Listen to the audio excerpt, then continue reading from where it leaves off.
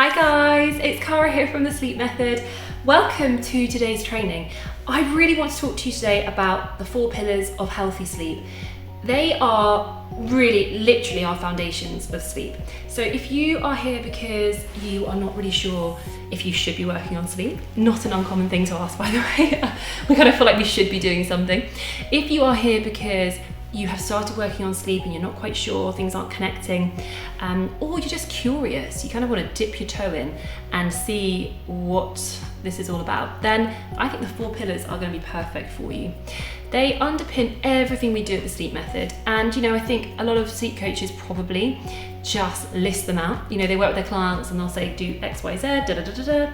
That's really overwhelming. There's a lot of different elements within each pillar. And I think that would be really overwhelming if I wrote every single thing out for you in one page. So we like to break it down into 4, because then we can almost break it down further and really make sure each of those pillars is looking really good. And it's something I really enjoy teaching. It's something I've developed over time as I've worked with clients, because I found that things were just falling into these different categories, and I really hope that they help you as well. So the reason our 4 pillars are so important is that not only do they underpin everything we talk about at the Sleep Method, but they really lay the foundation if you want to work on more independent sleep. And the beauty of them is, if you make changes within each pillar, often you can see like vast improvements in sleep without having to do any sort of sleep teaching. And that for some people is a really big deal, not having to do any sleep teaching. So we don't want to underestimate the power of these 4 pillars. They can be really, really powerful. And for some, they make great changes, and then we want to add on a little bit more. And that's totally cool too. It doesn't really matter. It's each to their own. Everything we do at the Sleep Method is totally tailored. So it's more about educating you, giving you the right information so that you can do what feels really good for your family, not what a book tells you to do, or your friends, or even on social media. There's a lot of information out there when you want to look for it, and it can be really overwhelming. So let's look at pillar 1. It's our first pillar. It's the pillar I think most parents stress about, and I get it because they can be a complete mind boggle, and that is wake windows and sleep cues. So what we want to start doing with pillar 1 is we actually want to look at where you are right now with sleep, not where you want to be, but actually look at data. It's really boring maybe, unless you like logging data like nappies and feeds and stuff like that, but it all helps us understand and determine exactly where your little one is at and where there are gaps. So if you're there saying, I have a newborn who, this is literally off the top of my head, if I've got a newborn who has 3-hour awake windows, which means they're awake for 3 hours at a time, I'm thinking they need more sleep. If I have a newborn and you're telling me they fall asleep every 30 minutes, I know their wake windows are looking really good. So there's a lot that we can tell from wake windows, and we then tie them in with sleep cues. Now, sleep cues are things like yawning, rubbing your eyes, red eyebrows in small babies, pulling on ears, fussiness, generally needing to nuzzle in a lot more. There's lots of different sleep cues actually, and there are early sleep cues and there are late sleep cues as well, so there's even more information. And what we want to do is we want to look at those wake windows alongside the sleep cues, because our sleep cues tell us when our baby is ready to go to sleep. So they kind of formulate their own routines. They tell us so much. We just need to get really good at locking in and looking at the right things. And the more you can do that, the more you're going to learn about your baby. And I think so much of sleep is about learning and understanding your baby. And that's something I really didn't do with my children. I really struggled. I read all the books. They said, keep them awake for 2 hours, put them down, and then they're going to have this 2-hour nap.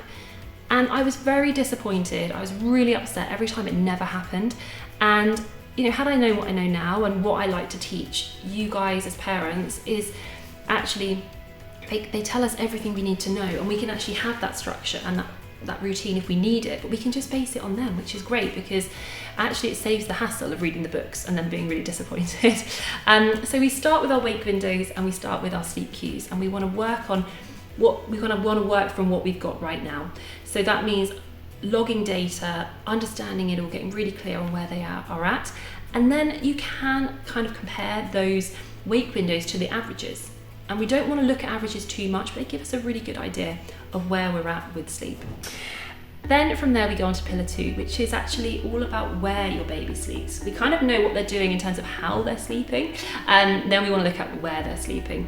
And I think sleep environment is so underrated. We don't think about it enough, but actually making sure the room is the right temperature, making sure that they're falling asleep and waking up in the same place. This is especially important from 4 months onwards. Our newborns are kind of a special case. So actually for 4 months onwards, then it's actually incredibly important where they're falling asleep, where they're waking up after each sleep cycle. This is stuff we probably don't even think about actually. You know, they fall asleep on us, we pop them down, jobs are good, and then they wake up and we're thinking like, why are you waking up? And it's often to do with the fact that they've fallen asleep somewhere that they're not waking up. It's a bit like you and I falling asleep on the sofa where I am now and then waking up on the lawn. It's like, that's going to wake me up and make me think, where am I and what's going on? But it's also actually about noise and light. It's about lots of different elements within the sleep environment that make a massive difference to sleep.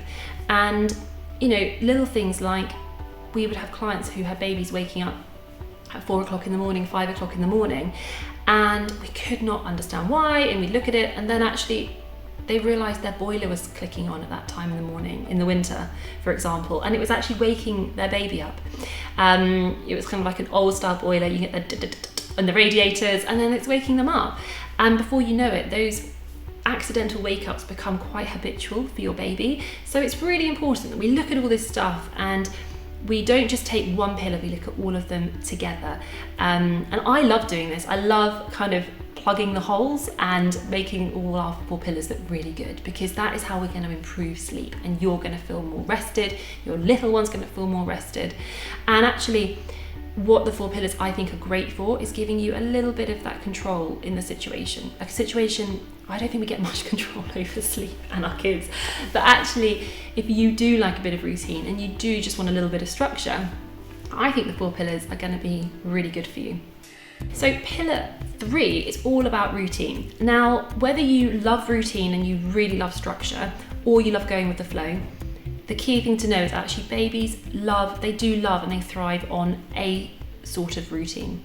So if you are easygoing and you don't want a routine, that's going to be like, oh no, I don't want to listen to it, she's talking about routine. But actually, for me, pattern is more important than routine.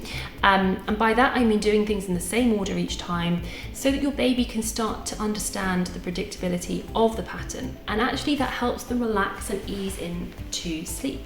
So at bedtime, if you do things in the same order, and I mean like the minute stuff, like, okay, I'll tell you like my routine when the kids were really little, even like as toddlers. I mean, they're 6 and they're 4 now. So up to the age of 3, this was our routine.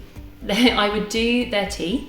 Then whilst they were kind of like, I'd get them down, I'd do the hoovering, I'd turn all the lights on in the house, shut all the curtains. So it's like, especially this is great by the way when it's like autumn and winter, harder in the summer.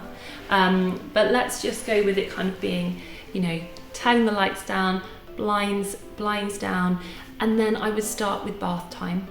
Then they would get out of the bath and I would put their pajamas on. We had a little routine of like in the night garden or something whilst I did the bottle for my little one, because I had 2, so my son would have in the night garden, I did my little one's bottle, and then they would go to bed. But I did everything in the same order every single time, down to the order in which I shut the blinds and the curtains. I know that might sound a little bit crazy, but I didn't do it for me. I did it because I knew the kids, they predicted this routine, and by the time it got to them going to sleep, they kind of would get upset having their feed because they're like, oh, it's going to be bedtime in a minute. And okay, they got a little bit upset about that. You give them a cuddle, but then they kind of relax into it because they know it's bedtime. You know, kids love routine. They pretend they don't want it and need it, but they desperately do need some sort of pattern. So even if you aren't worried about the time, and I wouldn't worry too much about the time of things actually, especially in the first 7 months. After that, you can look at the clock a bit more when you're figuring out routines, but actually pattern is so beneficial to good sleep. It's like having a pre-nap routine, so taking them into their room, shutting the curtains, changing the nappy, putting them into their sleeping bag, having a feed or a cuddle. If you do that in the same order, they also they find that really familiar, and then they're more relaxed when they want to go to sleep for nap time as well.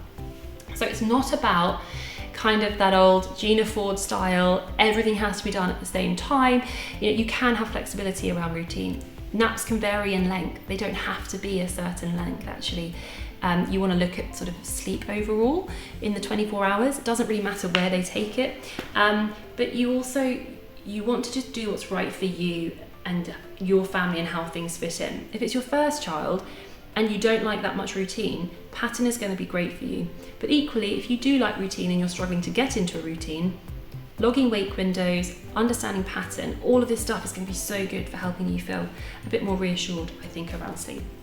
And our last pillar kind of underpins all the pillars, and that is consistency. So consistency is something I think it lets so many of us parents down. Hang on a minute. It's not uncommon, like we all look at Google, we go, yeah, I found a new sleep strategy, I'm gonna give this a go.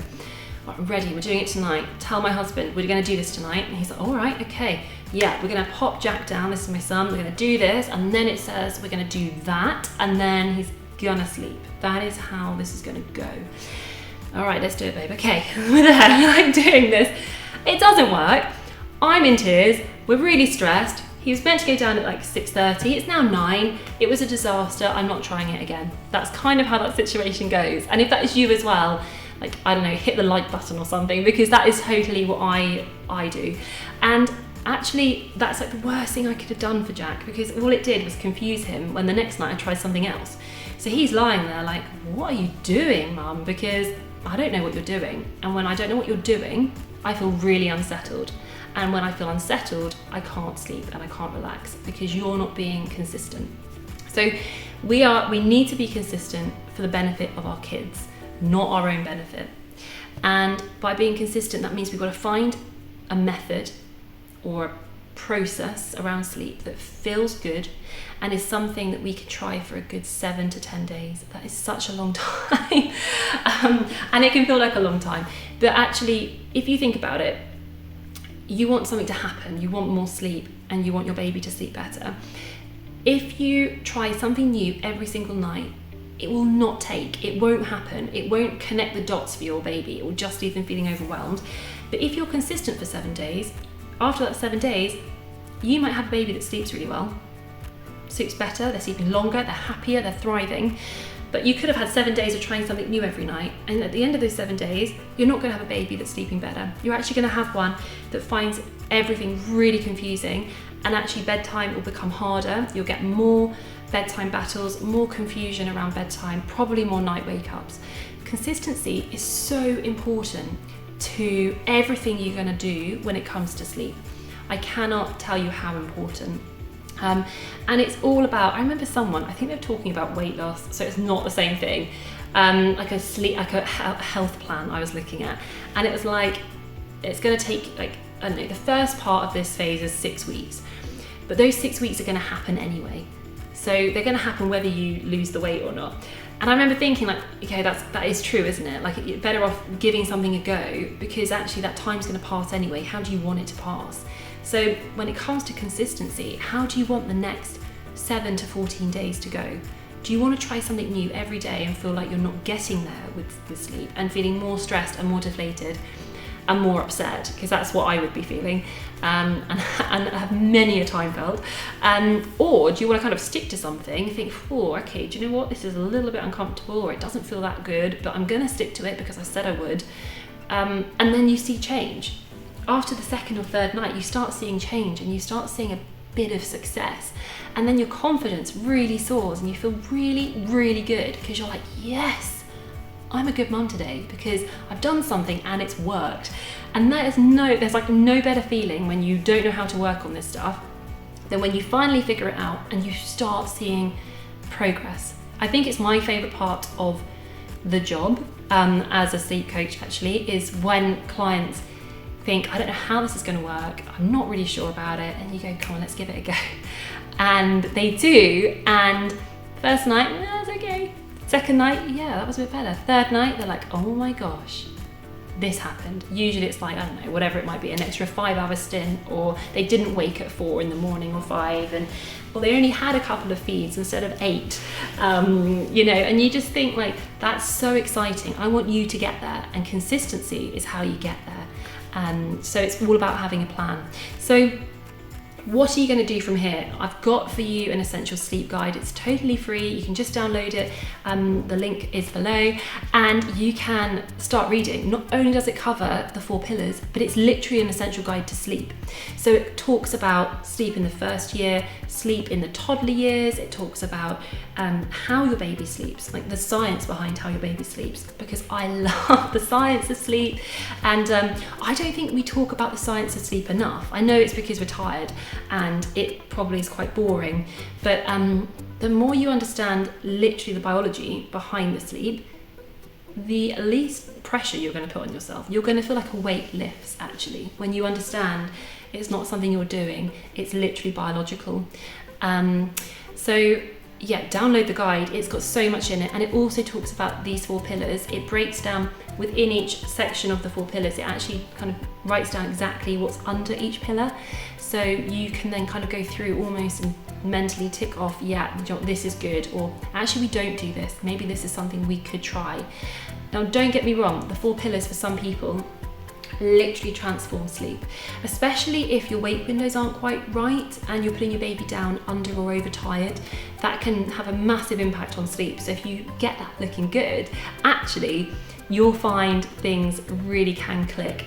If they're looking good and your sleep environment's looking good and you feel like your routine is looking good, maybe you need to work on other elements. So maybe you're thinking, actually, I just want to work, I think they need to work on how they fall asleep now.